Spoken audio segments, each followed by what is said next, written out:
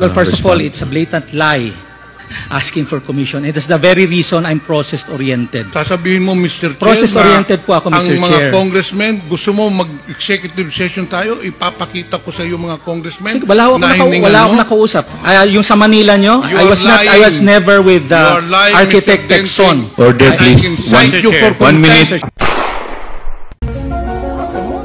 Well, first of all, it's a blatant lie asking for commission. It is the very reason I'm process-oriented. Sasabihin mo, Mr. Chair, Process-oriented po ako, Mr. ang mga Chair. congressmen, gusto mo mag-executive session tayo, ipapakita ko sa iyo mga congressmen. Sige, wala akong nakausap. Yung sa Manila nyo, I was never with the architect Texon. Order, please. One minute. Chair. Suspension is declared by the chair.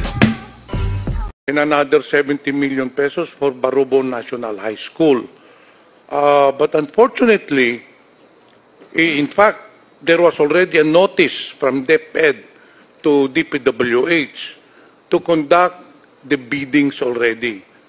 However, all of a sudden, the biddings were stopped because accordingly, the funds are not available. Paano po nangyari yun, Mr. Chair? Na nakalagay na nga doon sa National Expenditure Programs, pagdating doon sa 2024, nawala yung budget.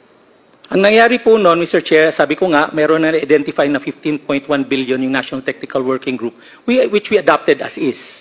Yun po ang pinesent namin sa mga ating congressman. But Mr. Chair, it was already included in the NEP.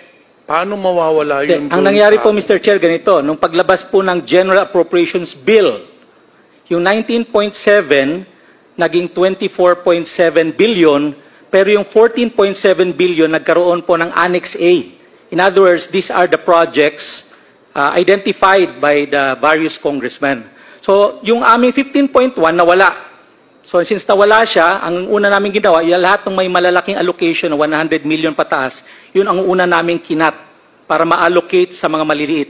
So, yung aming 15.1 at the time naging 5.8 billion na lamang, lumiit po ng husto. So, Mr. Chair, in short, you took it upon yourself to cut the budget without notifying the congressman. Sabi mo kanina, may